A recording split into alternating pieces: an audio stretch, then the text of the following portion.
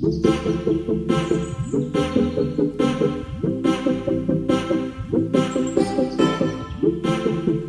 14 ലോകമെമ്പാടുമുള്ള പ്രണയിനികൾ Valentine's day ആഘോഷിക്കുമ്പോൾ ചരിത്രത്തിലേക്ക് ഒരു എത്തിനോട്ടം. റോം ഭരിച്ചിരുന്ന രണ്ടാമനായ ക്ലോഡിയസ് ടെക്രോയുടെ കാലത്ത് കത്തോലിക്ക സഭയുടെ ബിഷപ്പായിരുന്ന സെയിന്റ് വാലന്റൈൻ. അങ്ങനെയൊക്കെ സമയത്താണ് യുദ്ധവീരന്മാർ യുദ്ധത്തിന് പങ്കെടുക്കാതെ തൻ്റെ വീട്ടിൽ തന്നെ ഇരിക്കുന്നത് ശ്രദ്ധയിൽപ്പെട്ടത്. അങ്ങനെ ക്ലോഡിയസ് രണ്ടാമൻ ഒരു തീരുമാനമെടുത്തു, ഇനി ഇവിടെ വിവാഹം പാടില്ലെന്ന്. പക്ഷേ ഇതറിഞ്ഞ സെയിന്റ് വാലന്റൈൻ സത്യസന്ധമായി പ്രണയിക്കുന്നവർ തമ്മിൽ ഒന്നിപ്പിക്കാൻ തുടങ്ങി. ഇതറിഞ്ഞ ക്ലോഡിയസ് രണ്ടാമൻ സെയിന്റ് വാലന്റൈനെ പിടിച്ച് ജയിലിൽ അടയ്ക്കുകയും അവിടെയുള്ള ജയിലിന്റെ മകളുമായി അന്ധയായ മകളുമായിട്ട് സെയിന്റ് വാലന്റൈൻ പ്രണയത്തിലാവുകയും ചെയ്തു.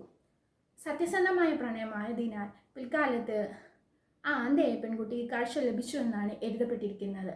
സെയിന്റ് വാലന്റൈൻ ജയിലിലേക്ക് പോകുന്നതിന് മുമ്പായിട്ട് ആ പെൺകുട്ടിക്ക് ഒരു കുറിപ്പടി കൊടുത്തു, ഫ്രം യുവർ വാലന്റൈൻ എന്ന് പറഞ്ഞു. അതിനുശേഷമാണ് വാലന്റൈൻസ് ഡേ ആഘോഷിക്കാൻ തുടങ്ങിയത്. ഒരു പ്രണയിനികളുടെ വാലന്റൈൻസ് ഡേ ആയിട്ട് മാറിയത് എന്നാണ് എഴുതപ്പെട്ടിരിക്കുന്നത്. എങ്കിലും ഇതിനു പുറമെ വേറൊരു ചരിത്രവും നിലനിൽക്കുന്നുണ്ട്.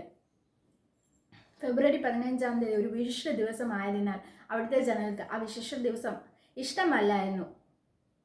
അങ്ങനെ ഇരിക്കുന്ന സമയത്തായിരുന്നു സെയിന്റ് വാലന്റൈനെ കൊന്നു കളഞ്ഞതും.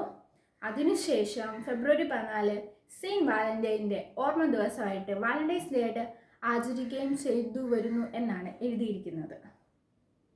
എങ്കിലും ഇതിനൊക്കെ പുറമെ ഇന്നത്തെ ദിവസത്തിന് വേറൊരു പ്രത്യേകതയുണ്ട്. രാജ്യത്തിന് വേണ്ടി ജീവൻ മരിച്ച കുറേ ജവാന്മാരുടെ ഓർമ്മ ദിവസം കൂടെയാണ്.